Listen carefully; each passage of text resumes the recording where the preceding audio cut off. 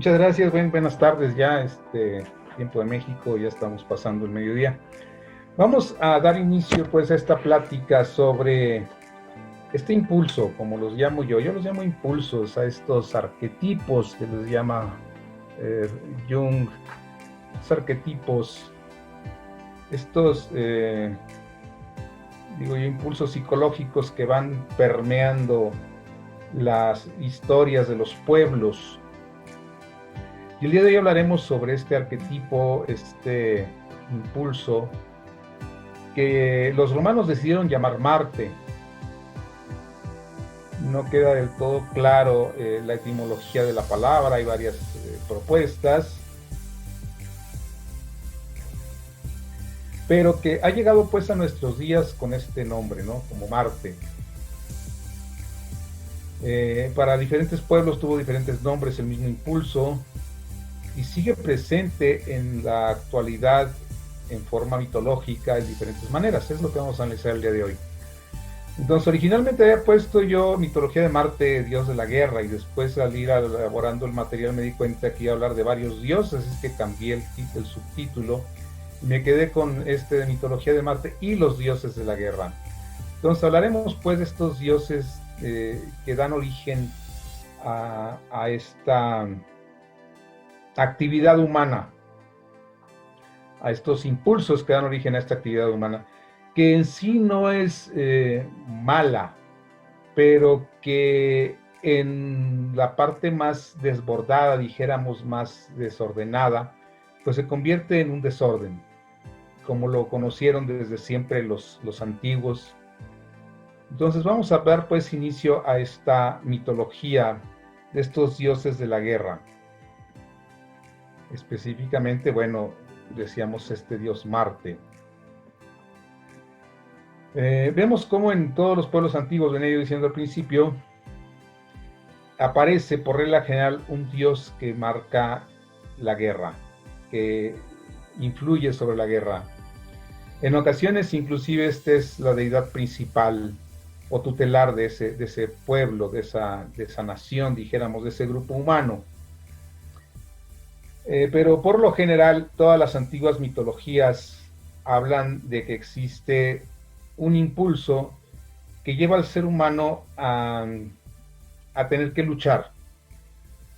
A tener que luchar, como decíamos en un principio, en un sentido positivo, a luchar contra su entorno, a luchar contra las adversidades, a luchar contra los fenómenos naturales, las limitaciones y demás, pero que eventualmente lo lleva a luchar contra sus semejantes también. Cuando este impulso se desordena, entonces empezamos pues a tener que defender espacios y todo. Terminamos en la mitología romana como Marte, que conocemos, tal vez no es el más antiguo. Decíamos que Nergal, esta deidad de los antiguos pueblos mesopotámicos, representa al dios de la guerra, pero también se asimilaba con el dios solar y en ocasiones decíamos tiene que ver con el sol en ciertos momentos, ¿no? No es el sol en general que protege la vida, sino el sol cuando destruye, cuando más quema, cuando más incomoda. Así esta fase solar que representaba Nergal es precisamente el sol del mediodía, el sol más fuerte, o el sol del solsticio de verano, cuando genera mayor cantidad de calor en esta famosa canícula que llamamos ahora, ¿no? Cuando el sol pasa precisamente en esta zona de las estaciones y provoca muchísimo calor. Es un sol que trae destrucción. Y precisamente para estos pueblos mesopotámicos, pues el verano era una estación muerta, precisamente por la cantidad de radiación solar. Entonces, en su ciclo anual, pues es una parte que ellos no hacen mucho y por lo tanto, debido al calor, y por lo tanto esa es la parte regida por Nergal. Además, era el dios de la pestilencia también, el dios de las cosas desagradables. Vamos a hablar de algunos de los pocos cuentos que nos quedan de este dios y cómo lo representan. El primero de ellos lo llamamos la ira de Nergal.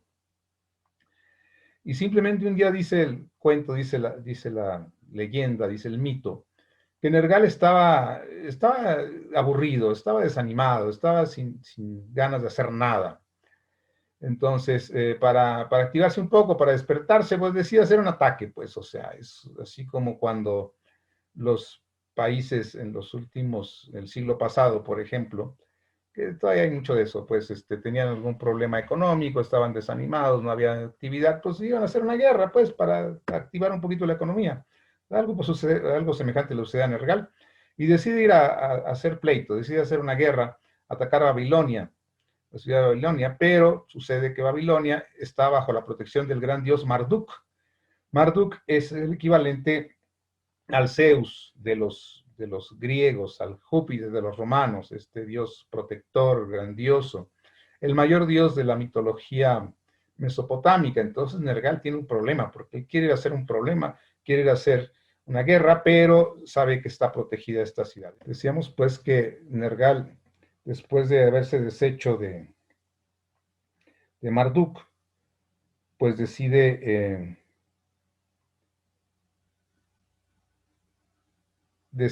arrasar con la ciudad. Irra es otro de los nombres que tiene este dios Nergal. Aquí nos lo muestran con su otro nombre. Y vamos a ver, pues, que estos dioses siempre se relacionan con desastres, con problemas, con violencia. Vamos a ver otro de los mitos, de los pocos mitos, decíamos, de los pocos leyendas que quedan por ahí de esta deidad, de este Nergal. Y este otro se relaciona con un banquete. Los dioses de la antigua Mesopotamia deciden hacer un banquete, se invitan entre sí a todos ellos, pero Ereshkigal, la diosa del inframundo, la diosa del mundo de los muertos, pues no puede dejar su puesto, no puede salir del infierno. Recordemos que en la antigüedad el infierno era donde iban los muertos, no era un lugar de castigo, simplemente era un lugar donde los muertos iban a parar, todas las almas quedaban. Entonces Ereshkigal no puede salir del inframundo, manda un representante, envía a su hijo, y por respeto, siempre se le tiene respeto al dios de los muertos, obviamente, entonces por respeto todos los dioses se levantan, excepto Irra. Nergal no se levanta, ¿no? Genera un chisme, genera un problema, que la mitología eran las telenovelas de aquella época, ¿no? Entonces, Enki, otro de los, con Mercurio entre los romanos, entre Enki y otros dioses mandan a Nergal al inframundo, pero Nergal se lleva a 14 demonios. ¿Por qué? Porque en la mitología mesopotámica, la entrada al inframundo tiene 7 puertas. Y en esas 7 puertas, en cada una de las puertas uno debe dejar algo. Uno no puede pasar aquella puerta sin haber dejado algo. De hecho, al final, la última de las puertas, uno debe morir, puesto que al reino de los muertos no se puede entrar vivo. Entonces, la intención de Ereshkigal es precisamente que vaya muriendo. Yo lo voy a matar yo personalmente. Entonces, el Neti, este protector, esta especie de cuidador de las puertas de la entrada al infierno, le va dejando pasar por las puertas, pero en cada puerta tiene que despojarse de algo, vamos. Por decir, si lleva una corona, en la primera puerta se despoja la corona, en la siguiente puerta se despoja de algún collar, alguna cosa que lleva al cuello, en la tercera puerta se va a despojar de algo que le cubra el pecho, en fin, así, en cada puerta tiene que despojarse de algo, de sus atributos, de sus vestimentas, y eventualmente tendrá que dejar inclusive la vida. Entonces en cada puerta va a tener que dejar algo, pero lo que hace Nergal es que en cada puerta va dejando 2 demonios. Va dejando 2 demonios, y al llegar al trono, al llegar frente a Ereshkigal, derriba primero al hijo Namtar y lleva a Ereshkigal al suelo, precisamente en esta imagen que tenemos aquí, aunque no se distingue claramente. Vemos a Nergal pisoteando a una persona, que es Ereshkigal, en el piso. No se distingue mucho la persona caída, pero sí se distingue bien el dios que está sobre ella. Entonces está a punto de matarla con su hacha. Entonces Ereshkigal le ofrece convertirlo en su esposo para compartir el gran poder de los muertos, de ser el dios de los muertos, pues este personaje de las antiguas mitologías, que era uno de los dioses más poderosos, Entonces Ereshkigal le ofrece también el reino de los muertos a Nergal. Y así es como este dios Marte, o equivalente, dijéramos, a Marte, equivalente a Ares, equivalente a otros dioses de la guerra, se convierte posteriormente en un dios del inframundo. Me llama la atención esto porque encontramos algo semejante en la relación que existe entre, astrológicamente, entre Marte, esta deidad o este impulso relacionado con Aries, que antiguamente regía Scorpio y posteriormente entra Plutón, dios de los muertos, a regir Scorpio. Entonces vemos cómo hay cierta similitud entre este dios de la guerra y el dios de los muertos también. De hecho, vemos cómo en la antigua mitología mesopotámica, Nergal hace las mismas funciones. Es el dios de la guerra y es el dios de los muertos después de casarse con Ereshkigal, debido a este cuento, a esta situación que vive al entrar ahí. Sin embargo, Nergal sigue saliendo. Así es como se convierte en dios del inframundo, el dios de los muertos, pero él sigue abandonando el mundo, sigue abandonando el inframundo durante 6 meses. Durante esos 6 meses, Ereshkigal le regresa a sus 14 demonios y lo deja subir al mundo superior. Y después, los siguientes 6 meses, regresa pues al inframundo. Un tema parecido también a otras deidades que tienen que entrar y salir del inframundo, como es el caso de Perséfone en la mitología griega, que tiene que estar entrando y saliendo al inframundo. En este caso, Nergal entra y sale porque los 6 meses que está arriba genera guerras, y los 6 meses que está abajo no hay guerras. Entonces, eso sucede pues en las culturas antiguas, porque entonces, en aquellos tiempos la guerra era temporada de guerra, vamos, había temporada de guerra y había temporada de paz. Y pasar el invierno, a lo mejor preparar la tierra para para el siguiente ciclo y demás, eran temporadas en las que la gente no hacía guerra. La gente hacía la guerra durante el verano, cuando las cosas ya estaba todo sembrado, ya estaba todo listo, ya unos pocos se quedaban cuidando las cosechas y entonces el resto del pueblo se podía ir a la guerra. Entonces esto es lo que representa precisamente este mito de Nergal entrando y saliendo 6 meses en el inframundo, sin guerra aquí arriba, y 6 meses afuera, y era de temporada de guerra. Bien, entonces es un poquito de este primer dios que vamos a analizar aquí, Nergal, de la mitología mesopotámica. Vamos a avanzar un poquito con más dioses de esta antigua mitología. Y vamos a pasar ahora a este otro dios, también legendario y que se conoce poco de él, Tyr. En este caso nos encontramos con el dios de la guerra de los pueblos nórdicos, el norte de Europa. El nombre Tyr pasa al inglés antiguo en forma de Tiw, o a veces escrito con I y a veces con E, de donde deriva precisamente la palabra Tuesday, día de Tiw, equivalente al martes, en español, y ese martes sabemos que deriva también de la palabra, del latín Mars dies, día de Marte. Entonces vemos cómo en lenguaje también aparecen todos estos mitos todavía reflejados en formas que a veces desconocemos, pero vemos cómo que este dios pues es el equivalente al Marte romano, pero en el norte de Europa, entre los pueblos vikingos, dijéramos. También tenemos muy pocas referencias sobre él, pero si se fijan en la imagen, vemos que este personaje no tiene una mano. Es intencional, puesto que parte del mito corresponde precisamente a que haya perdido la mano derecha. Entonces, Tiw o Tyr, en la antigua mitología nórdica, representa al dios de la guerra y ha perdido una mano. Tal vez la mano derecha precisamente porque en la antigüedad se considera la mano diestra y la mano siniestra. La izquierda es la siniestra. Y esa connotación de siniestra tiene que ver con algo negativo, con algo malo. Entonces, se supone pues que este dios solo tiene la mano izquierda porque todo lo que hace es siniestro, es malo, es negativo. Pero la mano derecha la ha perdido en un mito del que vamos a hablar, que es una de las pocas leyendas que siguen, que podemos rescatar pues de esta antigua deidad nórdica. ¿Sí? Existen algunos estudios que proponen que probablemente Tyr haya tenido en alguna etapa de la historia un lugar mucho más importante entre las deidades de la mitología germánica. Actualmente ya no pasa mucho en los antiguos Edas, en los antiguos textos de la mitología germánica, pero en la antigüedad probablemente tuvo mucha más fuerza pues esta deidad. Y lo que tenemos aquí, efectivamente parece ser solamente una flecha, pero es el runa del dios Tyr.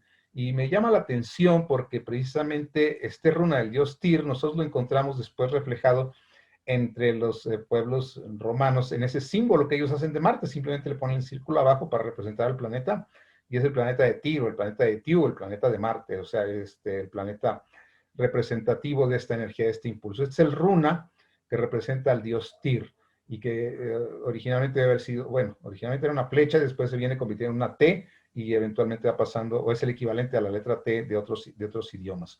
Bien, me llamó la atención este runa y cómo después se va a reflejar en la simbología astrológica, y deriva precisamente de estos antiguos mitos nórdicos. Bien, vamos a hablar un poquito de este mito en el cual Tyr pierde la mano. Precisamente aquí en este grabado lo vemos como también su mano derecha, o el muñón de la mano derecha, está sangrando porque la ha perdido, y vemos cómo la mano se encuentra en el hocico de este perro. Se supone que es un perro.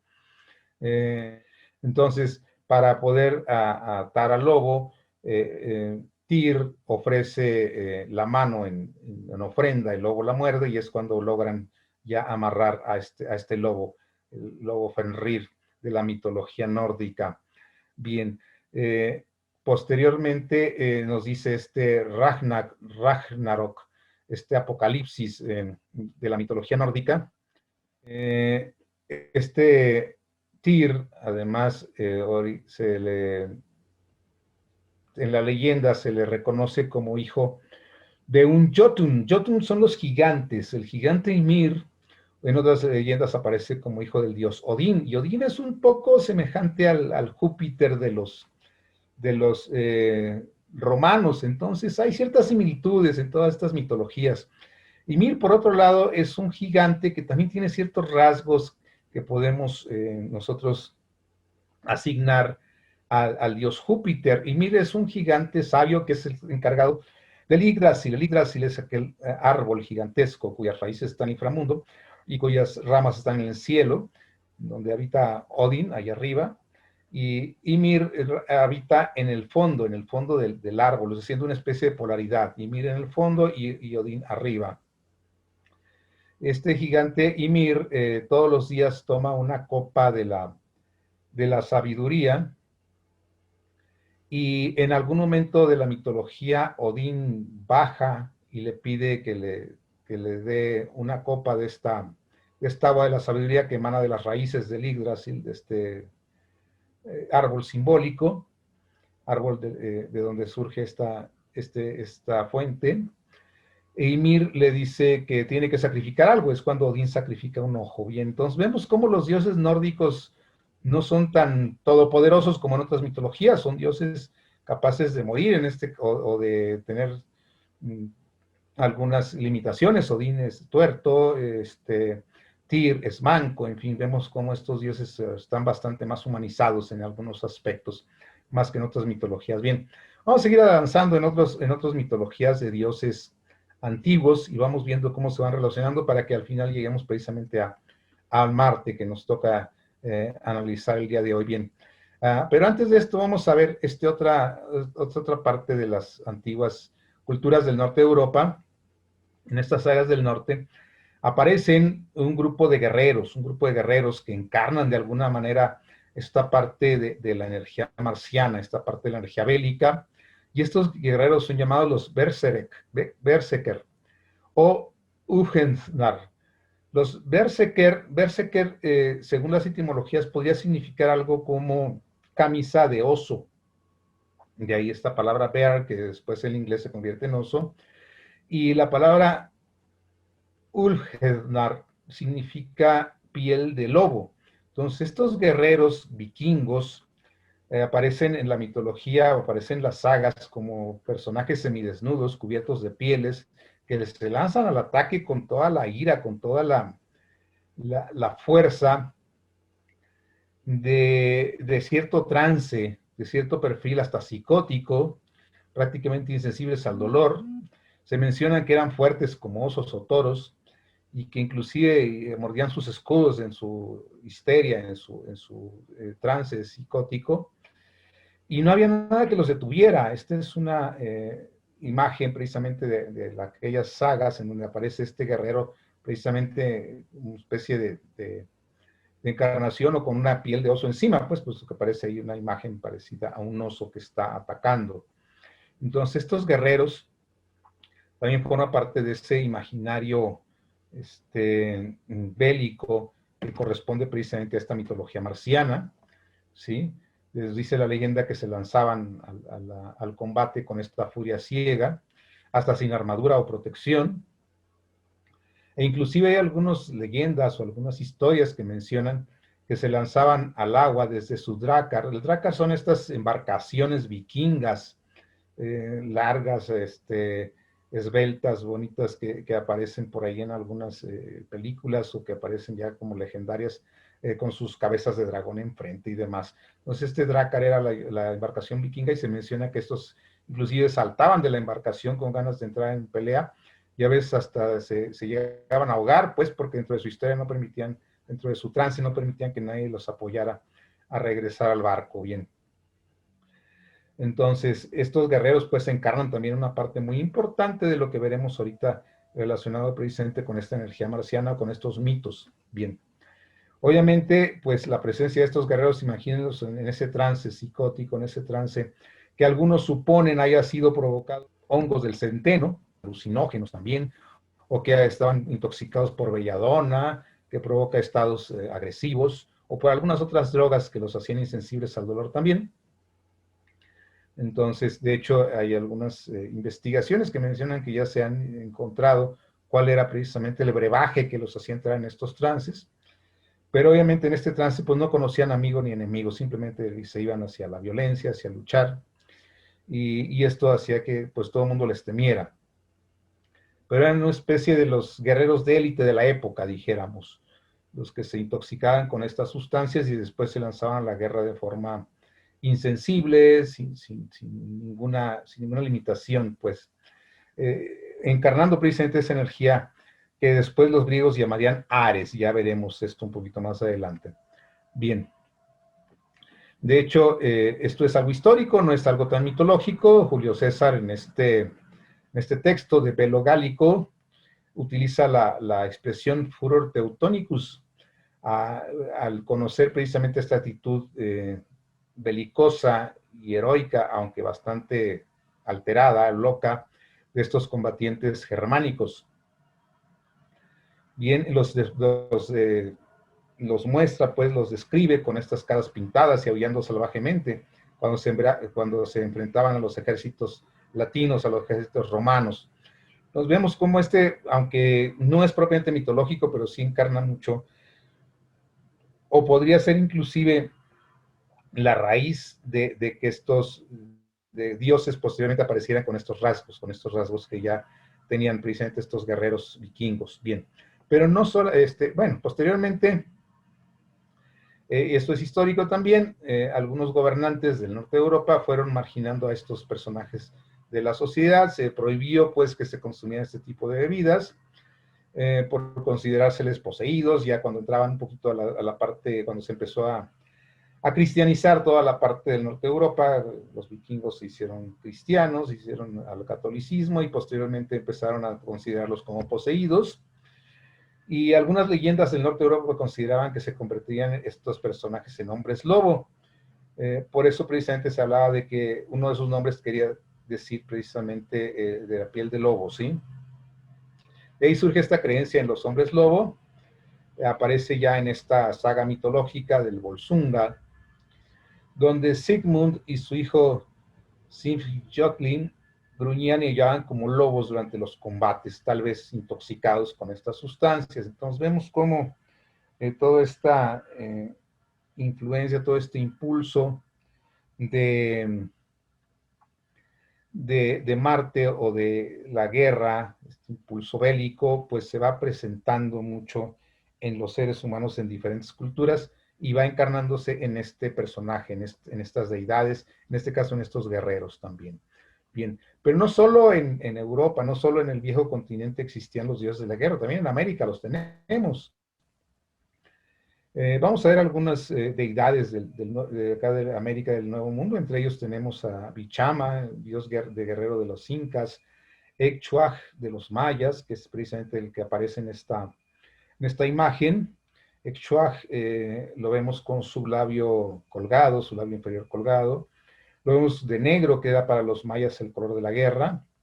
y a Huitzilopochtli, este dios de los aztecas, y que he elegido precisamente en esta fecha para ser representativo de los pueblos americanos en esta saga mitológica de los dioses de la guerra. Entonces vamos a analizar un poquito este mito de Huitzilopochtli, pero comentamos aquí que existen también dioses de la guerra en América. Bien. De hecho, estos dioses, por ejemplo, Huitzilopochtli tiene algunos rasgos muy semejantes a los dioses europeos de la guerra, y ahorita los vamos a mencionar, después los analizaremos en detalle cuando lleguemos precisamente a estos dioses europeos. Bien. Según la leyenda, pues en América, Huitzilopochtli nace de Coatlicue. Coatlicue, que es esta imagen que tenemos aquí, la diosa madre, madre de la madre tierra. La vemos, la falda de serpiente es lo que significa Coatlicue, la falda de serpiente. Vemos cómo la diosa de la tierra tiene por cabeza dos cabezas de serpiente encontradas, un poco hablando de que precisamente en la tierra todo se maneja a través de la polaridad.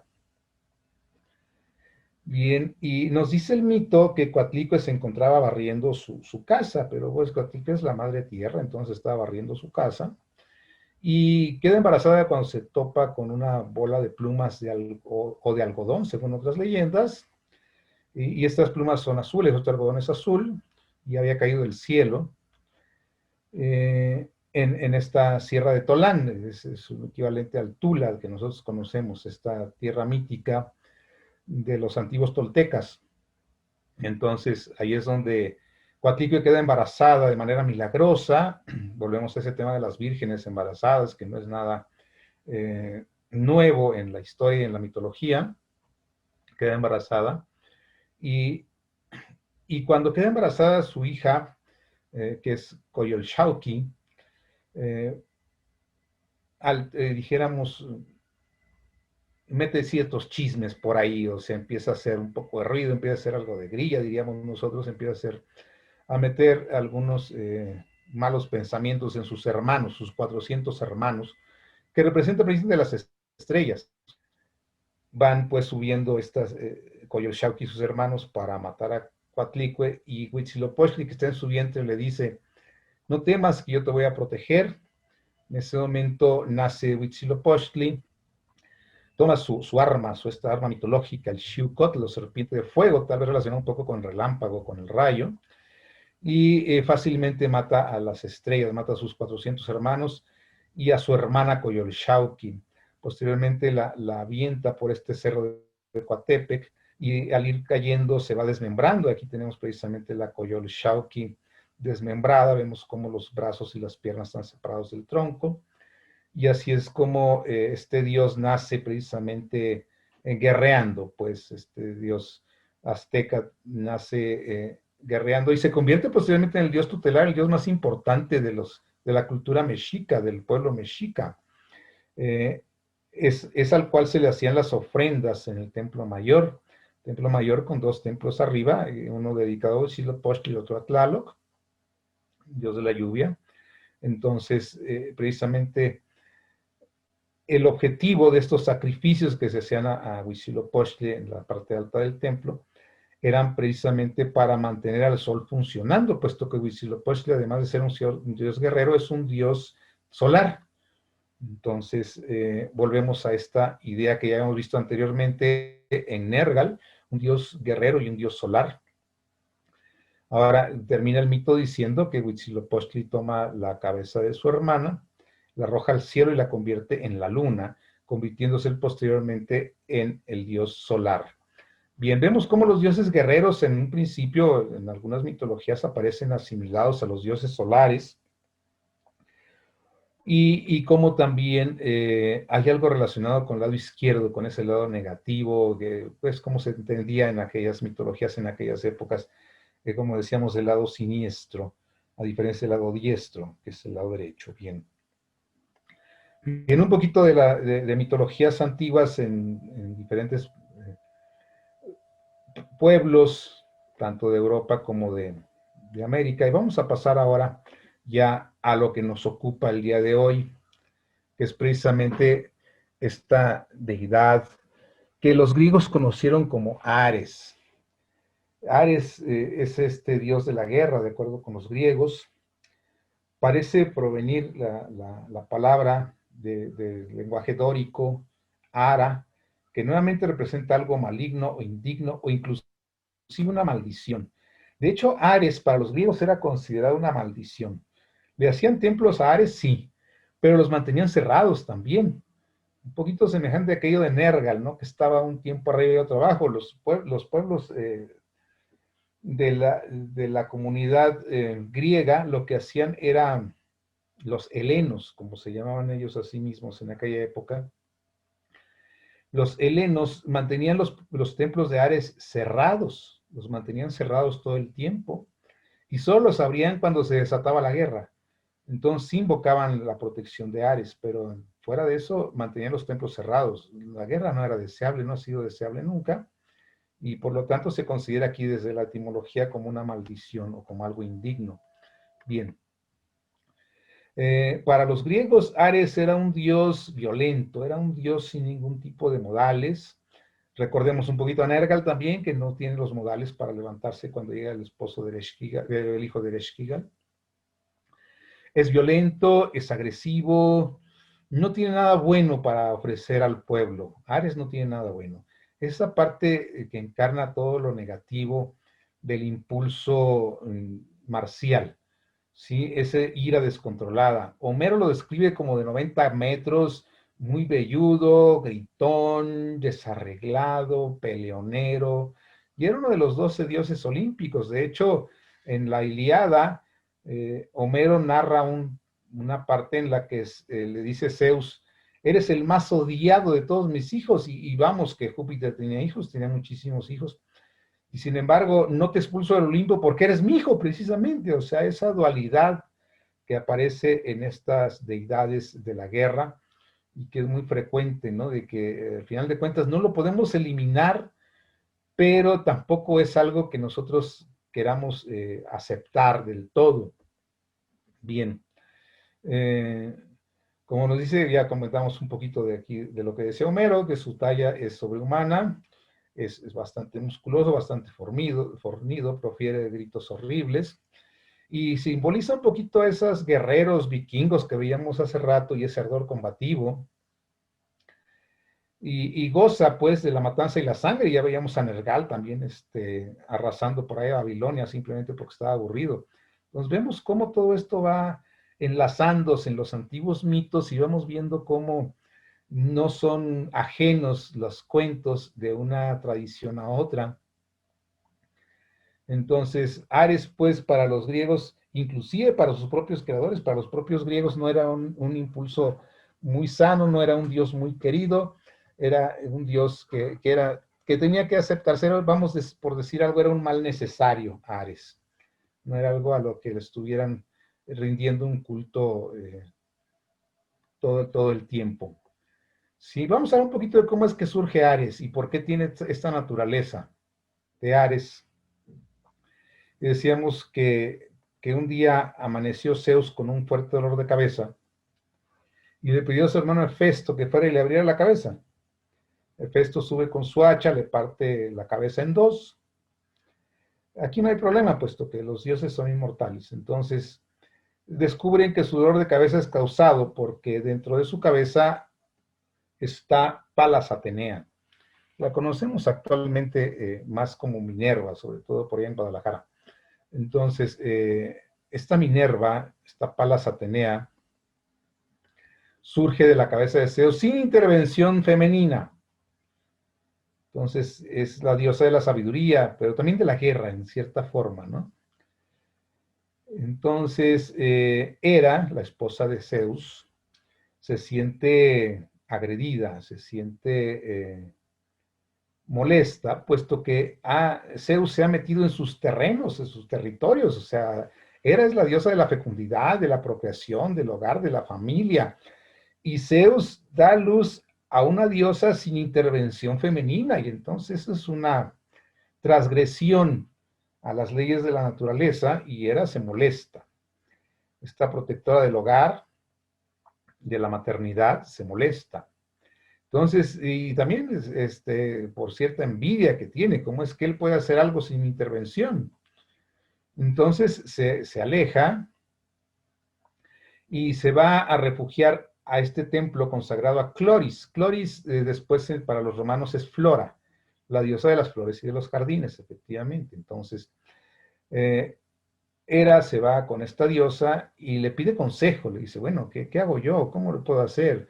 Entonces Flora o Cloris le dice que recoja una flor que se encontraba en estos campos de Oleno, donde vivía Cloris.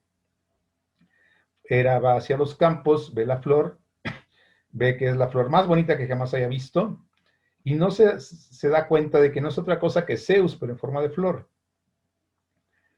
Entonces toma la flor, aquí recordamos un poquito también esa idea de Huitzilopochtli, nacido de esta bola de plumas o de algodón colocada en el vientre. Bueno, Hera toma la flor, se la coloca en el vientre, o Cloris se le ayuda a colocarla en el vientre, y así es como nace Ares, así es como se empieza a gestar Ares. Sin embargo, hay una parte del mito que a veces es un poco más desconocida, que nos dice esto: cuando ya se iba, otra flor rosa entre las piernas de Hera, y entonces queda preñada de gemelos, ¿sí? Entonces surge otro bebé, en este caso una niña, y obviamente Hera no quería esa niña, era lo que quería, así como Zeus tuvo una hija, ella quiere tener un hijo, ¿sí? Pero bueno, ya quedó embarazada de ambos y se los lleva. Entonces, ahí es donde surge precisamente, de esta gestación surge Ares, y la hermana gemela es Enio, diosa de la discordia, o hermana de la guerra, ¿sí? A veces se asimila un poco con Eris. De hecho, el nombre Ares y Eris tienen cierta semejanza, y a veces aparecen como la misma diosa, o inclusive hay quienes dicen que la hermana era Eris y no Enio. Sin embargo, Eris en la mitología es hija de Nix, la noche.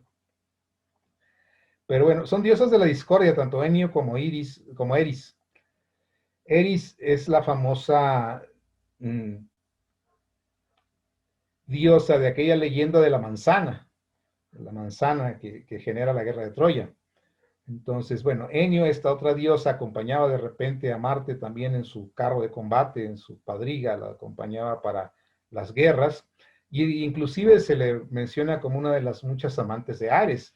Ares en la mitología, este dios griego, debe haber tenido unas 30 amantes aproximadamente por ahí en la mitología, y unos 60 hijos. Entonces, Enio es una de ellas. Pero aparte de Enio, Ares tiene muchas otras amantes. Recordemos que es el impulso masculino en toda su expresión machista, Ares, pues. Ese impulso masculino descontrolado, negativo, nefasto, si ustedes quieren, pero necesario a la vez también para que los arquetipos se vayan acomodando, dijéramos. Entonces, Ares, decimos, tuvo muchos amoríos, y entre ellas inclusive estuvo con dos musas, Calíope y Terpsícore, porque tuvo amoríos con diosas, tuvo amoríos con semidiosas y tuvo amoríos con humanas. Pero su amante más famosa es precisamente Afrodita.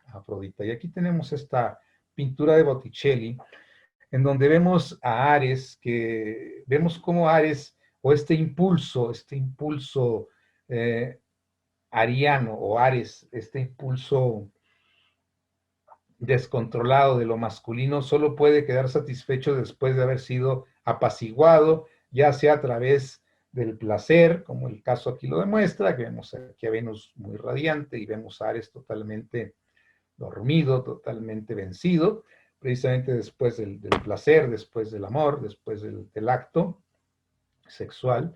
Entonces, Ares queda pues ya domado, dijéramos, y es la forma de domar ese impulso a través del placer, que puede ser la comida, que puede ser la caricia, y que obviamente puede ser el sexo también. Entonces, es la forma de domar a Ares. Y Afrodita es la experta en todas estas artes amatorias, y por lo tanto es la que puede domar a Ares, y su amante más famosa. Pero este amorío le cuesta bastante a Ares. Vamos a ver qué sucede, ¿sí? Porque además, al final de cuentas, Afrodita estaba casada. Estaba casada con Hefesto, este dios que le abrió la cabeza a Zeus. Y era un dios cojo, porque lo habían echado del Olimpo y al caer se había lastimado una pierna. Por eso aparece aquí en este grabado con su bastón. Era un gran herrero, muy habilidoso, vivía por ahí, tenía su fragua en los volcanes. Entonces, Afrodita estaba casada con Hefesto porque él había pedido a ella como esposa, y en aquella época era normal que los dioses o los patriarcas de los pueblos asignaran las esposas. Entonces le asigna a Afrodita como esposa, dijéramos la más bella, casada con el más feo. ¿Sí? La polaridad siempre funcionando. Estaba casada pues Afrodita con Hefesto, pero obviamente Afrodita pues buscaba la manera de satisfacer sus impulsos amatorios, y su gran amante era Ares, precisamente.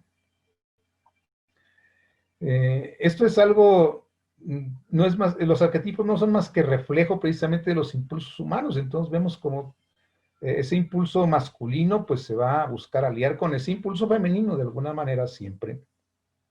Y si es descontrolado, pues se va a aliar de maneras descontroladas con lo descontrolado de lo femenino también. Entonces, ¿qué Ares es lo descontrolado de lo masculino? Afrodita puede llegar a ser lo descontrolado de lo femenino, porque al final de cuentas los dioses tienen diferentes manifestaciones. Y en este caso, Ares es de los más burdos y Afrodita tiene muchas. O sea, puede ser una Afrodita muy, muy sutil, muy, muy fina, muy celeste. Esta Afrodita Urania, ¿sí? O Venus Urania, pues, de los romanos. Esta Afrodita que era celeste, pues, pero también tiene su parte baja, su parte más sensual, dijéramos, y sexual inclusive. Entonces, el mito nos cuenta que Ares, cuando sigue a ver a Afrodita, pues obviamente dejaba por ahí encargado a un sirviente, su amigo Alectrión. Alectrión tenía que avisarle a él cuando ya viniera el día, puesto que ellos obviamente solo se reunían durante la noche, y Alectrión tenía que avisarle que ya venía el día, que ya venía Helios, puesto que Helios, el dios sol, todo lo ve. Entonces Alectrión tenía esa función, pero Alectrión se quedaba dormida. Alectrión se quedaba dormido, perdón. Entonces ese día se queda dormido y Helios, el sol, al salir, los ve. Y claro, como decíamos, toda esta mitología no es más que una especie de telenovela de la época, ¿no? O sea, entonces ya con el chisme, con Hefesto, a Helios le comenta a Hefesto que vio a Afrodita con Ares, y Hefesto, este gran orfebre y herrero, pues decide hacer un plan y confecciona esta red invisible, eh, que es tan fuerte que ningún dios la puede romper, y la pone a manera de colcha sobre la cama. Pero esta red tiene la magia de que al salir el sol, al ser tocada por los rayos del sol, se va a cerrar encima de los amantes. Entonces ahí la deja. Alección efectivamente al día siguiente se queda dormido también, y al salir el sol, la red atrapa a los dioses, quedan ellos atrapados, y entonces Festo llama a los dioses para que vean lo que estaba sucediendo, para que vean que su esposa le era infiel, y para que vieran que lo era con Ares precisamente. Entonces aquí vemos estas pinturas en donde aparece precisamente ahí a Hefesto levantando la red, a Afrodita buscando cubrirse un poco ahí con su cabello, a Marte protegiéndola, y los dioses arriba viendo. ¿Y cómo ven los dioses? Bueno, en primer lugar, las diosas no fueron. Las diosas decidieron no ir, solidarizándose a lo mejor un poco con Venus, ¿verdad? Ellas, las pudorosas diosas, no se acercaron, pero los dioses, volviendo a ese impulso masculino, pues obviamente ahí estaban presentes, ¿no? A ver, nos encanta también el chisme, ¿no? Y más si se trata de ir a ver a Venus, a la diosa de la belleza y del amor. Entonces, obviamente, cuando llegaron por ahí, empezó el cuchicheo entre los dioses. Oye, mira nomás, oye, se empezaron allá a deleitarse, pues, con lo que podían ver de la belleza de Afrodita, y obviamente a envidiar a Ares, puesto que, bueno, quien fuera como Ares, pues, de poder tener los amores de esta belleza, pues, y al mismo tiempo, como buenos hombres, pues, burlándose de Festo, ¿no? El cornudo, el traicionado por la esposa. Obviamente, después de esto, pues ambos dioses, tanto Ares como Afrodita, deciden retirarse. Una de ellas se va a Chipre. De hecho, ambos se van a sus lugares de nacimiento, donde eran más queridos, donde eran más aceptados. Chipre es el lugar de nacimiento de Afrodita, y Tracia es el lugar de nacimiento de Ares. Entonces se van hacia allá. Y obviamente Ares pues se molesta con este sirviente, con Electrión, por no haberle avisado, y lo transforma en gallo. Desde entonces Electrión nos avisa de la salida del sol desde siempre. Por eso es el mito de cómo surge el gallo. Pero ahí también surge el primer hijo de Afrodita y Ares, que es Eros. Eros, este dios del amor, pues, esta especie de Cupido, surge precisamente de esa fusión de estos dos impulsos, Afrodita y Ares.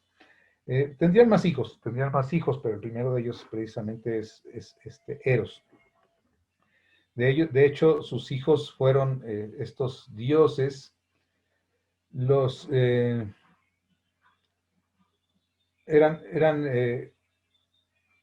Eros, Anteros, Himeros, Pozos, Fobos, Deimos y Armonía.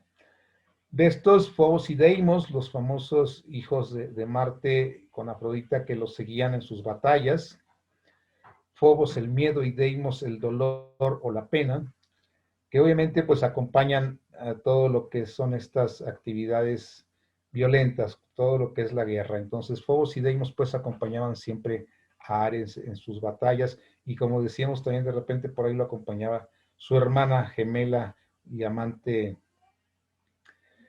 nacida también de aquella gestación virginal de Hera. Bien. Posteriormente, otro de los mitos más frecuentes de este dios Ares es cuando mata al hijo de otro dios, al hijo de Poseidón, Alirrotío. Y lo mata porque Alirrotío había violado a Alcipe. Y Alcipe sucede que era hija de Ares. Entonces Ares se molesta, se incomoda y va y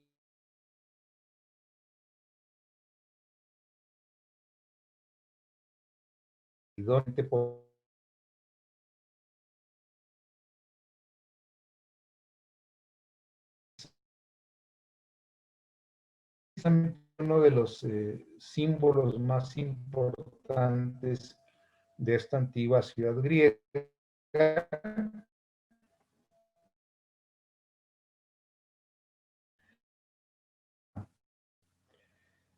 Areópago, el cerro de Ares, que después se hizo famoso como sede precisamente de un tribunal de justicia. Entonces, bien, Ares también da su nombre a este tribunal, a esta colina, y es un poco de los cuentos de Ares, de las novelas de Ares y Afrodita en aquella época griega. Bien. Posteriormente Ares, bueno, posteriormente los romanos, conforme va surgiendo los romanos, el pueblo romano, pueblo de algunos meses,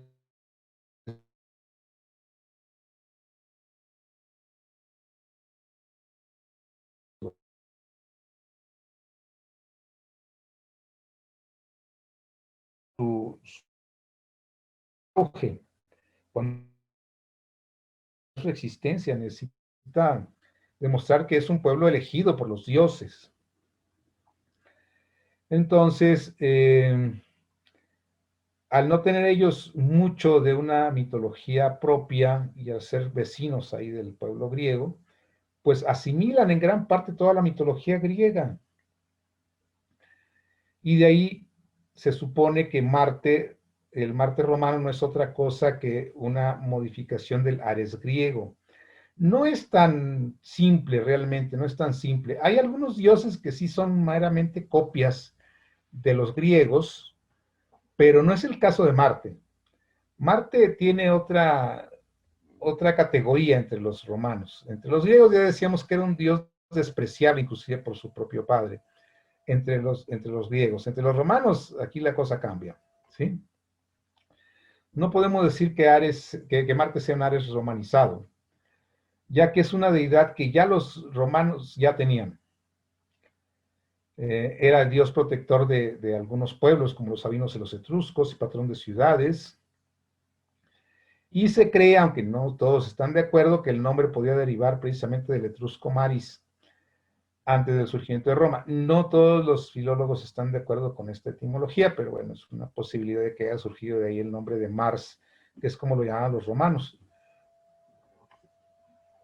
Entre los romanos, ya vimos que entre los griegos Ares era simplemente el dios de la guerra, no tenía ningún otro atributo, pero entre los romanos tenía muchos. Era el dios de la virilidad masculina, de la violencia, de la pasión, de la sexualidad, pero también del derramamiento de sangre, por otro lado de la valentía, era patrón de sus guerreros, era también dios del horror y la victoria en las guerras, pero también era dios de la perfección y de la belleza. Entonces vemos que es un dios muy complejo, que tiene muchas facetas, tiene muchas características, y que además es el dios tutelar del pueblo romano. Entonces no podía ser un dios despreciable como lo era el griego, Ares, sino que tenía que ser un dios importante y el más importante para ellos. Su representación ahora sí se le presentaba como un guerrero, con su armadura, con su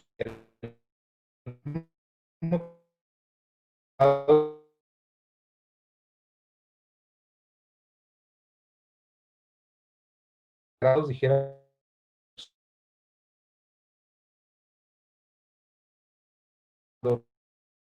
el tronco del árbol, entonces estaba consagrado al dios Marte. Como decíamos, originalmente era un dios de sus pueblos itálicos, pero los pueblos itálicos tanto eran guerreros como eran agricultores. Ya decíamos que en la época de la siembra, pues estaban al pendiente de sus tierras, y en la época de guerra salían a guerrear. Todos los mismos personajes que hacían la agricultura hacían la guerra. Entonces, por eso tiene estas dos polaridades. De alguna manera es un dios protector también de la agricultura, pero también es el dios de la guerra. En este caso vemos cómo el impulso que denominan los romanos Marte es precisamente la necesidad del ser humano de controlar su entorno, como lo decíamos en un principio. Entonces, el ser humano tiene que controlar su entorno, y para eso tiene que arar la tierra, y para eso tiene que cosechar, y tiene que cuidar, y tiene que accionar en contra de los elementos que a veces le complican toda esta sobrevivencia, y eso es Marte también. Ese impulso es Marte, pero por otro lado llegará el momento en que tenga que defender, aún sea con armas, su propio espacio, y eso también es Marte. Entonces vemos cómo ese impulso tiene las dos caras. Por un lado, la cara de mantener el entorno bajo control y de producir, dijéramos, de explotar, de arar, de abrir la tierra y después hacerla producir. Y por otro lado, de nuestro esfuerzo. Entonces, eso marciano, a final de cuentas, y es lo que representa todos estos mitos. Entonces, como decíamos, pues era un dios que protegía al pueblo contra los enemigos, pero también era un dios cetónico.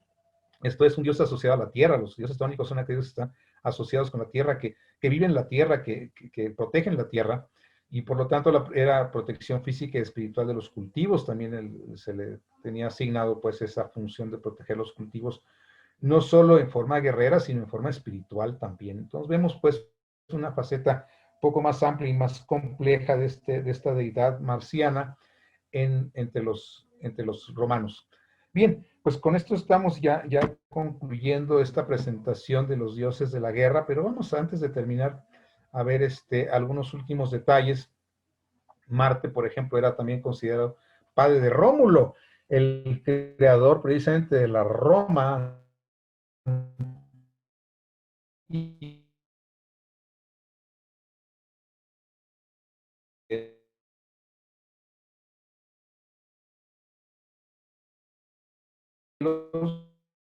la loba capitolina, y ellos posteriormente van a dar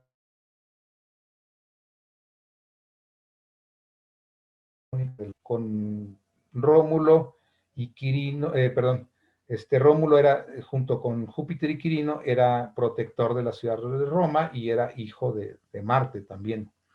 Ahora, estos bosques donde habitaba el pájaro carpintero también estaban consagrados a Marte, y tenía consagrados varios animales. Entre ellos, volvemos al tema de la agricultura, al buey que labra, al caballo de la batalla, a los carneros y los cerdos, y todos esos animales eran inmolados durante el mes de marzo, precisamente que es el mes de Marte. El mes de Marte es marzo, así como el día de Marte es el martes. Entonces de ahí deriva pues toda esta consagración de este gran dios, dios de los romanos, dios tutelar del pueblo romano, del pueblo latino. Bien, entre sus funciones, ya habíamos comentado, era el dios de la guerra, de la cultura también, la labor del campo, en donde precisamente es en el campo donde nosotros vemos la idea de cultura, la agricultura. O sea, la cultura es ese ir desarrollando, haciendo que las cosas, que en este caso, que la tierra produzca, pero todo lo que es cultura es cuando podemos hacer que el pueblo produzca. O sea, si el pueblo produce algo, eso es cultura.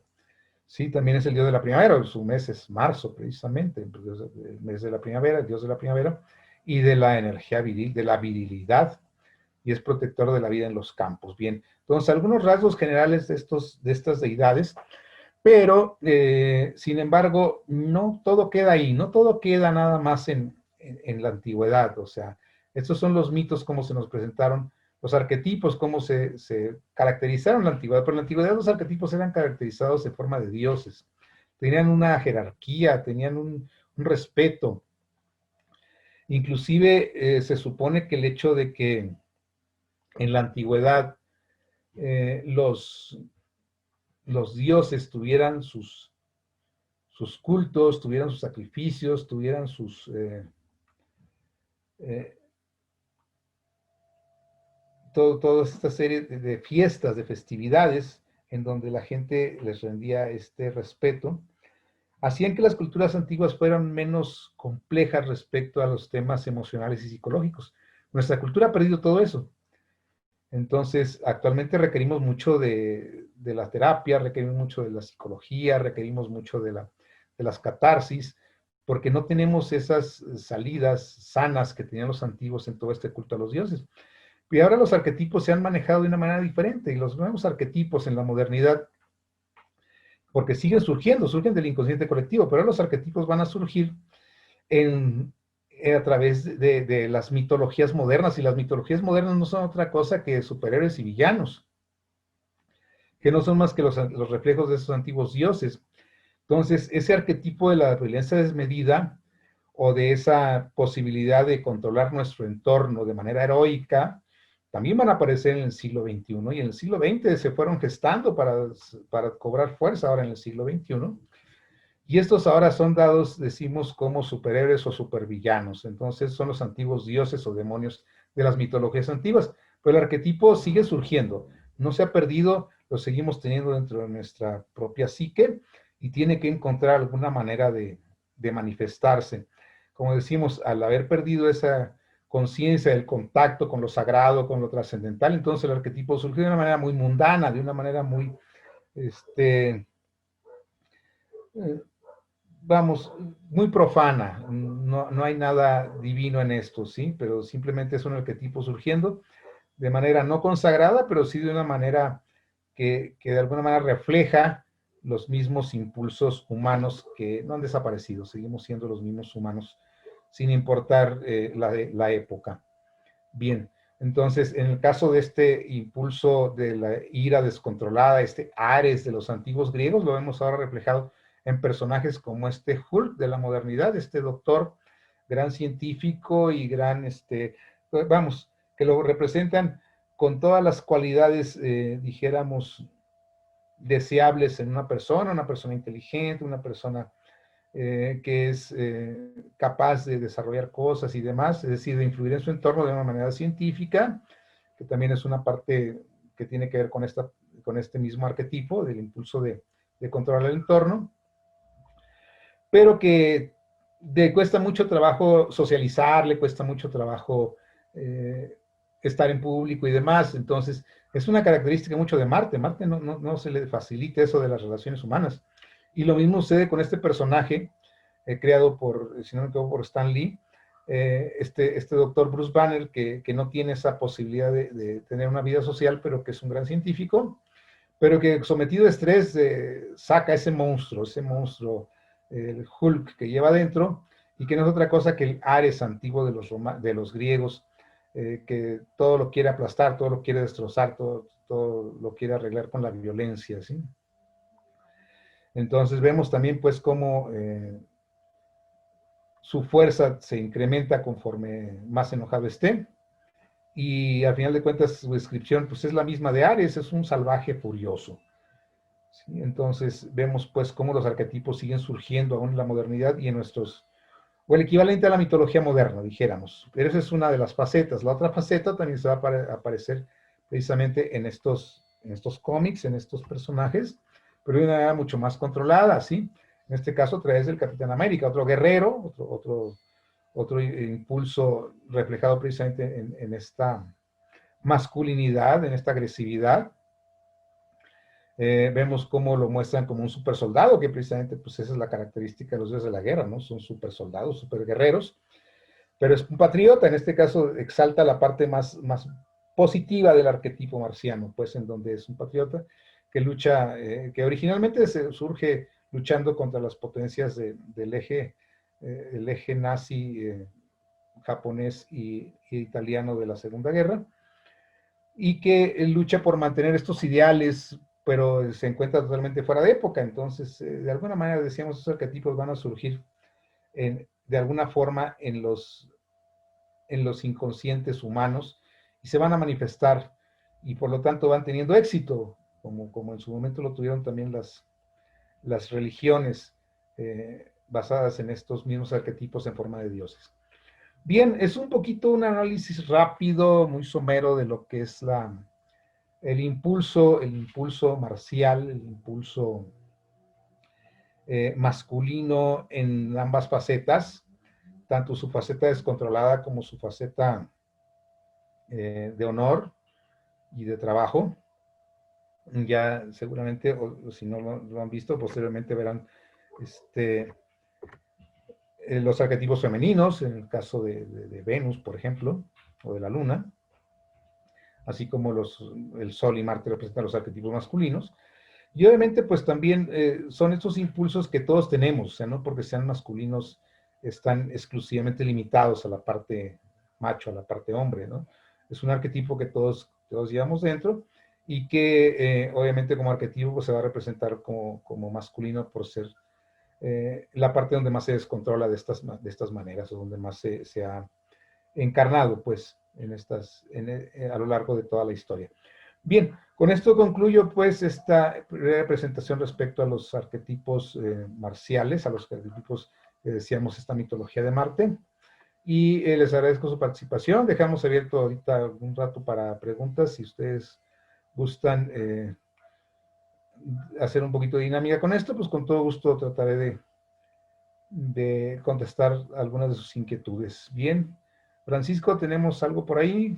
¿Qué nos dices? No, Miguel, no hay preguntas en el chat. Mira, acaba de aparecer algo. Dice, muy interesante. Muchas gracias, Miguel, de parte de Estela Marculi.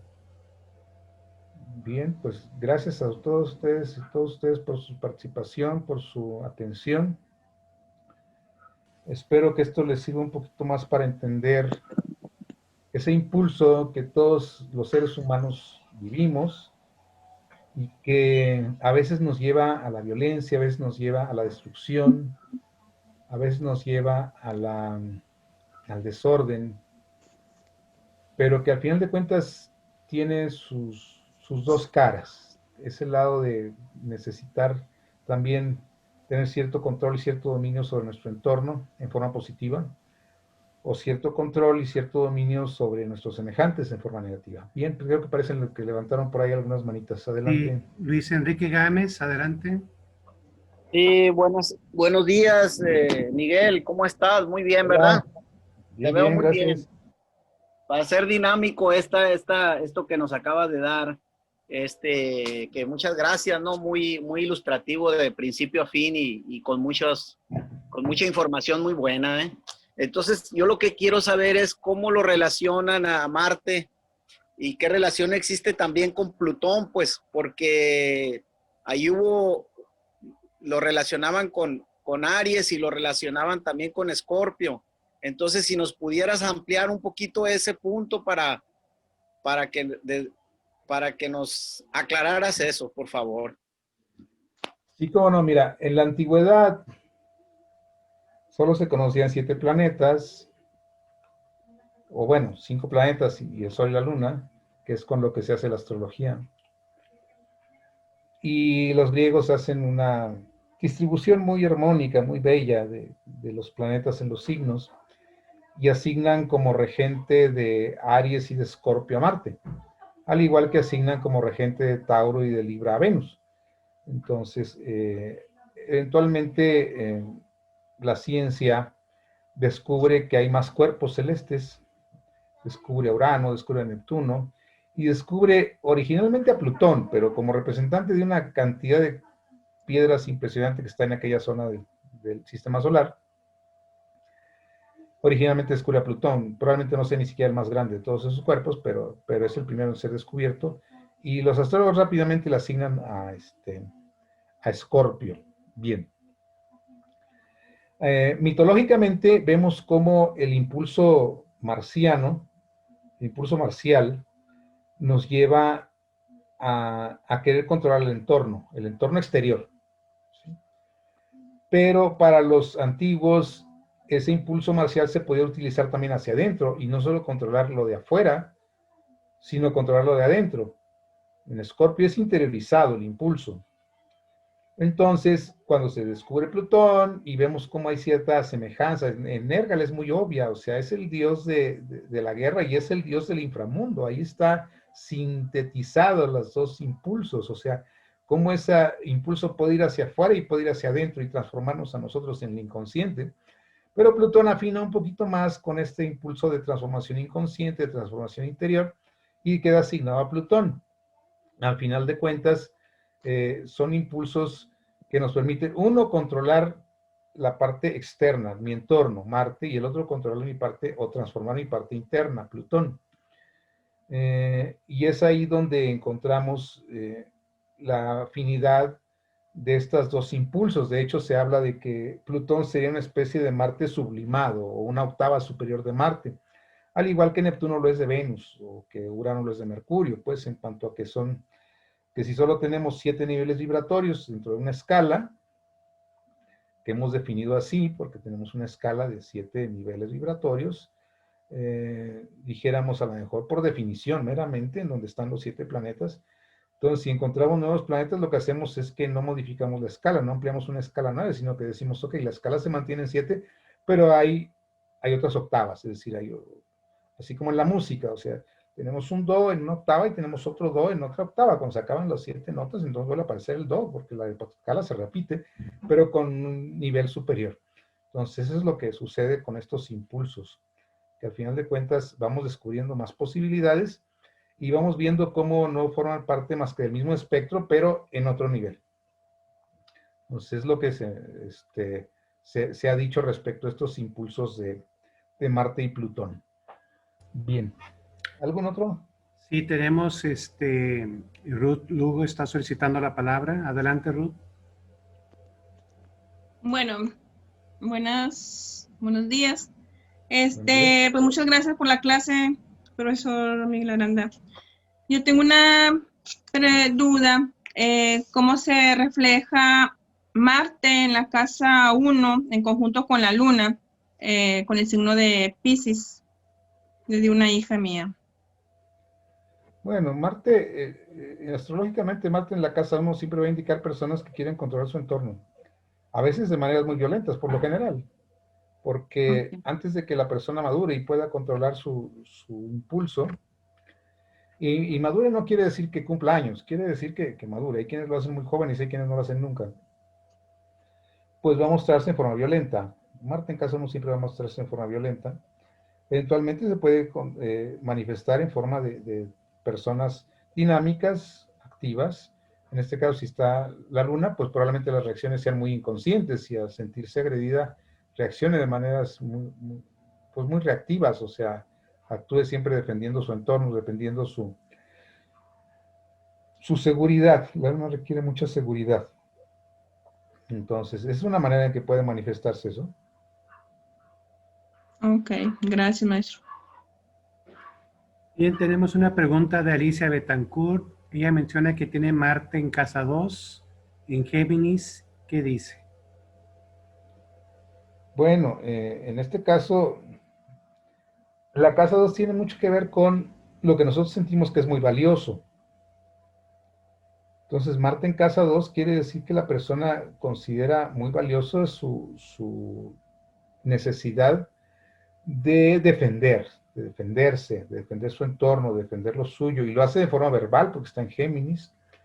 Entonces es una persona que protege, que valora mucho su direccionalidad, su asertividad, su impulso, y que cuando se ve acorralada, pues va a defenderse en forma verbal de maneras muy eficientes, seguramente. Ahora también puede ser una persona que es muy activa en el ámbito intelectual, porque Marte está en Géminis y a lo mejor es algo que también valora mucho su parte mental, sus conocimientos y su comunicación. Gracias. Perdón. Beatriz Galicia pregunta que si queda grabada esta exposición para volverla a ver y sí, esperemos que mañana o pasado aparezca en todos los WhatsApp o en todos los chats de Cosmobiología donde está el colegio integrado. De parte de Lourdes González, muchísimas gracias. Muy entendible darnos cuenta que todos tenemos las dos caras y darnos cuenta dónde estamos. Connie, excelente presentación, gracias. Una pregunta. Cuando comentó que ahora necesitamos más de la psicología y antes se solucionaba, no entendí. A ver, ahí no me quedó claro. Cuando comenté que necesitamos más de la ¿qué? De la psicología. Ah, ya. Sí, o sea, en la antigüedad no había psicólogos, simplemente, o sea, es una ciencia relativamente nueva. A partir de Freud es que se empieza a desarrollar la idea de una psicología y de una terapia. ¿Por qué la gente necesita terapia? Pues la gente necesita terapia porque no encuentra conexión, necesita quien le ayude a conectarse consigo mismo a veces, con su propio proceso, con su propia necesidad. Entonces nos desconectamos y ocupamos terapeutas en muchos sentidos, no solo la psicología. En la antigüedad la conexión se lograba con rituales, se lograba con catarsis, se lograba con adoraciones, con sacrificios, o sea, la gente siempre ha necesitado la conexión y siempre la ha perdido, claro, pero había una forma de conectarnos, o había muchas en el pasado. Para los griegos no existían las semanas es un invento romano, pero tenían más de 50 festividades, entonces obviamente pues cada tantos días pues había algo que festejar, había algo con quien conectar, alguna deidad con la cual conectar. Entonces, si no conectaba uno con una, conectaba con otra. Si eso le servía de terapia, eso le servía para reconectarse y eso le servía para estar en paz. Pero después nos empezamos a desconectar de todo ese mundo interior y de todo ese mundo vibratorio superior también. Y al desconectarnos empezamos a generar una sociedad neurótica, una sociedad desconectada. Y de la neurosis a la psicosis, pues bueno, aquí un paso. Y eventualmente estamos creando sociedades psicóticas también, enfermas, que requieren mucho de terapias. Nos hablan, por ejemplo, de sociedades primer mundo, ¿sí? Pero primer mundo son países con altos índices de suicidio, con altos índices de obesidad, con situaciones muy complejas. ¿Por qué? Porque no tienen conexión con lo trascendente y con ellos mismos. Entonces, por eso requerimos ahora más psicólogos. Y entre más nos acercamos al primer mundo, o pretendemos acercarnos al primer mundo, pues más nos psicotizamos también nosotros. Entonces, al final de cuentas, el hecho de que una persona pueda, a través de una conexión personal con algo superior, como cada quien lo quiera entender, eso no importa, no tiene que ser religioso y mucho menos en una sola línea religiosa, pero conforme la persona pueda conectar consigo mismo a través de una meditación, a través de una oración, a través de un ritual, pues va a requerir menos apoyo externo simplemente. Y lo que hacían los antiguos era conectar en esos sentidos y pues siempre ha habido problemas y las personas siempre nos hemos desconectado, pero antiguamente había otras formas. Ahora ya no las tenemos, ahora necesitamos psicólogos. Gracias. Tenemos una pregunta de Mariela. Dice, como siempre, muy interesante. Pregunta, habiendo una conjunción de Marte con Venus, ¿cómo la energía de Venus puede ayudar a Marte? Ahí sí depende de dónde está Venus y dónde está Marte. O sea, están juntos, sí, pero ¿en dónde? ¿En qué signo? Porque Venus puede ayudar definitivamente suavizando un poco a Marte. O sea, puede ayudar porque ya vemos que Venus en un momento dado puede controlar a Marte, como lo veíamos en aquella obra de Botticelli, ¿no? Aquí la cuestión es la siguiente. Venus puede suavizar a Marte en el sentido de que le puede dar algo de estética, algo de gusto, vamos. Venus y Marte siempre funcionan juntos, independientemente de todo, siempre funcionan juntos, siguen siendo amantes, no pueden vivir el uno sin el otro. Yo observo mi entorno, y en mi entorno veo cosas que no me gustan. Venus me dice, no me gusta. Venus me dice, eso está fuera de lugar. Venus me dice, eso no es estético. Venus me dice, eso no es bello. Venus me dice, eso no me resulta agradable, me altera mi vista, altera mi oído, altera mi olfato. Y Marte dice, voy a actuar. O sea, siempre funcionan juntos. Si están en conjunción, podrían hacer que nosotros busquemos ese orden de una manera más estética, más menos violenta tal vez. Puede suavizarlo, sí, siempre y cuando Venus esté fuerte, porque si en esa conjunción Venus se encuentra en Aries, por decir algo, pues Marte va a dominar. Por eso digo que es importante saber en qué signo se encuentra. Está en Tauro, podría reprimir inclusive a Marte, y si está en Libra, Marte está débil, ya de por sí está ahí en una posición que no lo hace ser tan violento. Entonces puede ayudar, sí, pero depende mucho de qué planeta esté dominando. Mira, Miguel, ella acaba de publicar, Mariela, que Marte está en Escorpio, conjunción Venus y Luna en casa 7. Ok, un stellium, bueno, casi stellium bastante complejo. Ahí habría que analizar, ahí sí, volvemos al tema de la conexión. O sea, si eso no se ha podido trabajar adecuadamente, requiere algo de asesoría, requiere algo de apoyo. Vamos, en casa 7, además en casa 7, ok. ¿Por qué? Porque todo lo que está en casa 7 tendremos a proyectarlo, tendremos a buscarlo por fuera. Pues estamos buscando por fuera todo eso, vamos a tener relaciones muy complicadas, seguramente.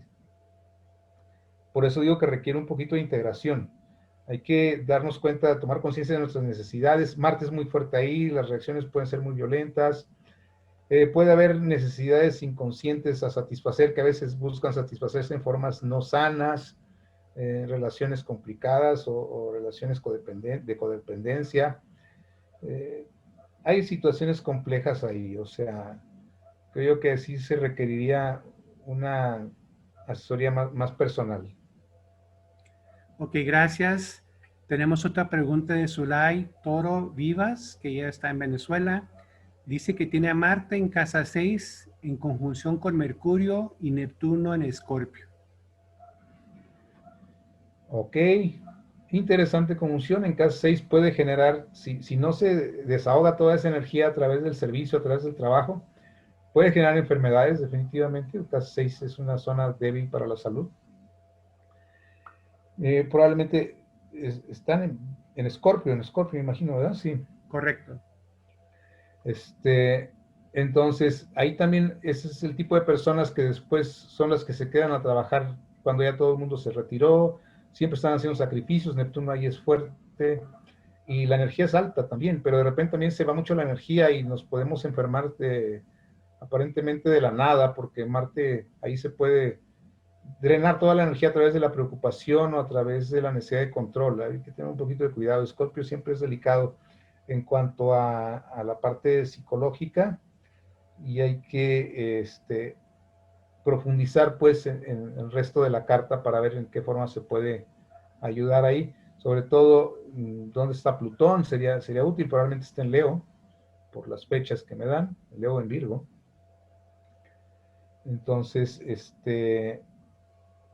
y estarían, Leo Scorpio probablemente estén en casa 3.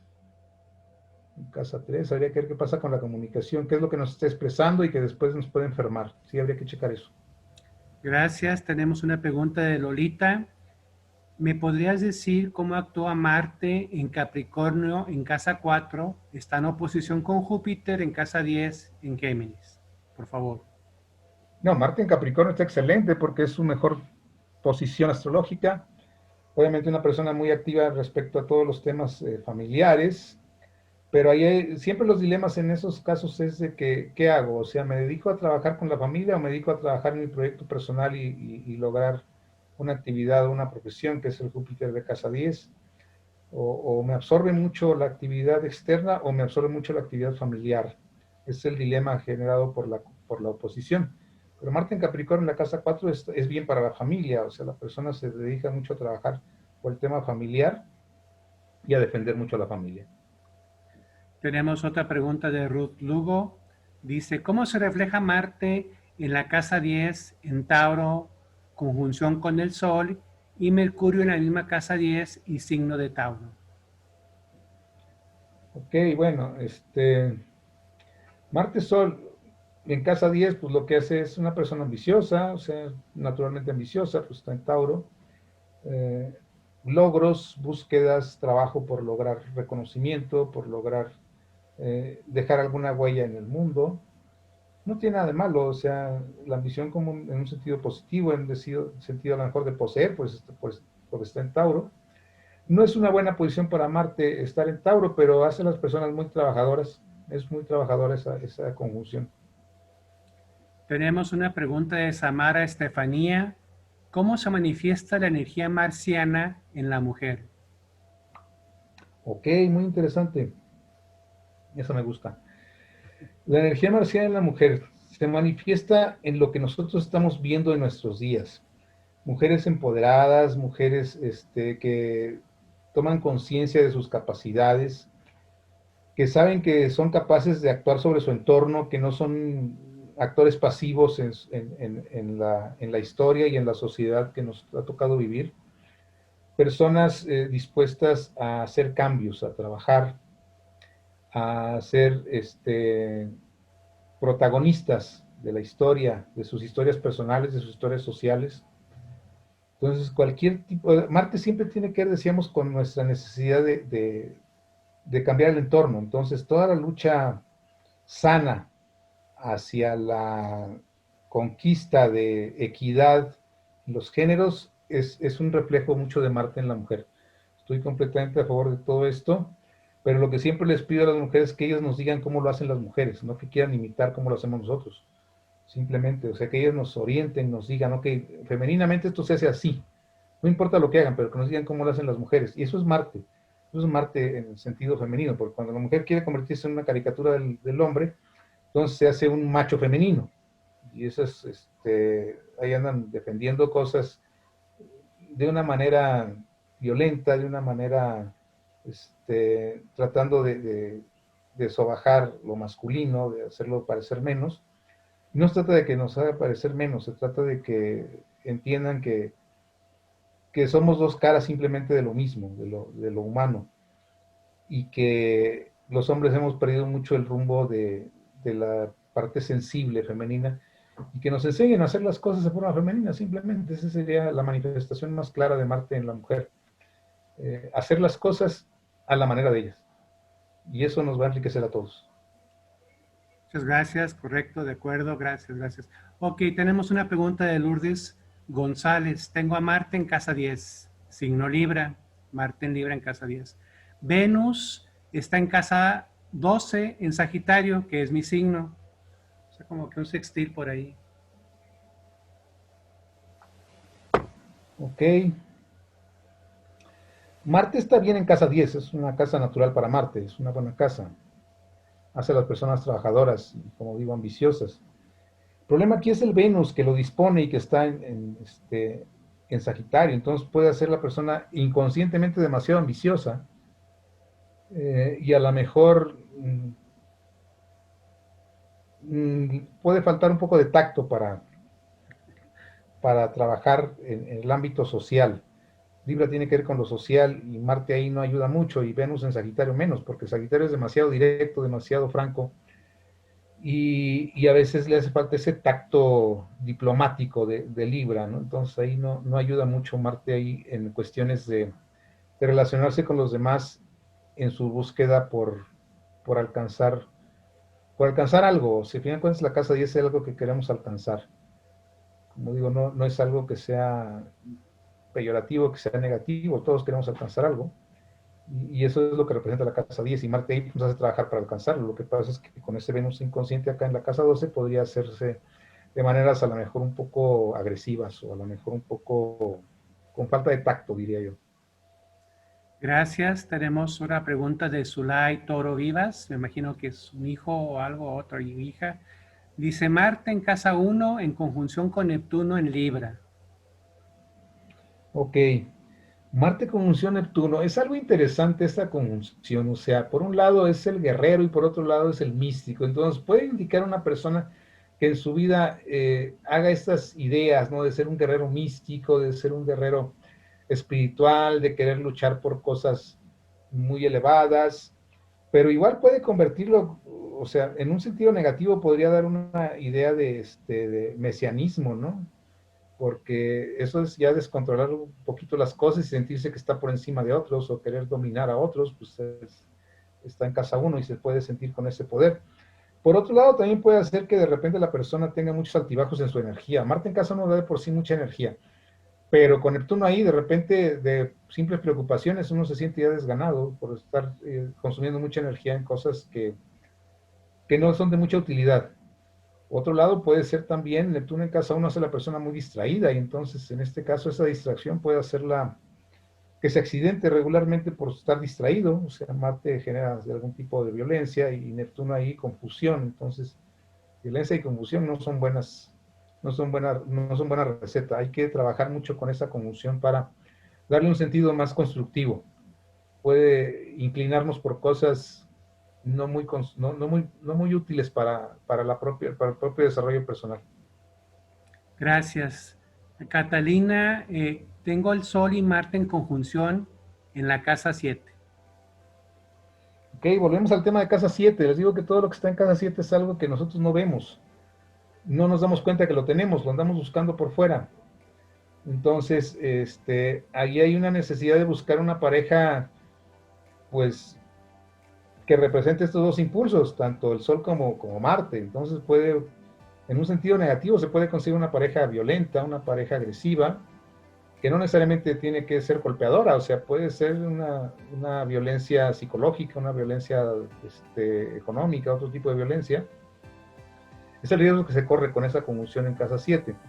En un sentido positivo, bueno, la persona, si hace el trabajo y logra conectar realmente con su Sol y con su Marte, puede ser una persona muy activa socialmente. Pero primero hay que hacer el trabajo de conexión. Gracias. De Samara Estefanía, ¿qué significa Marte en casa 10? Ambición, ganas de trabajar, dejar huella, trabajo. Es bueno. Me gusta, digo que es una posición muy natural y muy buena para Marte. Bueno, pues con esto concluimos todas las preguntas que han generado a través del chat. Agradecerte infinitamente, Miguel, que estés con nosotros. Avisarles a todos que dentro de 15 días Miguel regresará con el tema Mitología del Sol, para que estén pendientes de él. Y pues no sé, no encuentro palabras para darte las gracias. Como siempre, eficiente, pulcra, da gusto escucharte. Era mitología romana, nos llevaste hasta la época mesopotamia y nos trajiste hasta la época actual con toda la mitología, con todas las caricaturas nuevas. Entonces, qué bueno que lograste establecer esa relación entre lo antiguo y lo nuevo. Y bueno, pues esperamos seguir contando con tu presencia. Y a nombre del colegio, pues agradecerte mucho tu participación. Y pues agradecer a todos un buen día. Hoy en México es un día festivo, por eso ahorita hay poca gente. Yo pensé que no iba a haber nadie, pero bueno, ni modo, así cayó la fecha. Y pues gracias, Miguel, por la desvelada y todo, y por estar presente. Si quieres decir algo antes de irnos. Pues nuevamente agradecerles la invitación, agradecerles su participación, sus preguntas, muy enriquecedoras, siempre se crece con sus inquietudes, algunas retadoras por supuesto, pero bueno, eso es lo que nos hace ir desarrollándonos y nos hace retar ese Marte que todos llevamos dentro y que a veces requerimos de este tipo de cosas para sacarlo, ¿no? Para activarlo. Entonces, gracias a todos y nos vemos en 15 días, vamos a platicar ahora del Gracias. Gracias, un abrazo para todos, muy amable. Igual. Gracias, hasta luego. Gracias.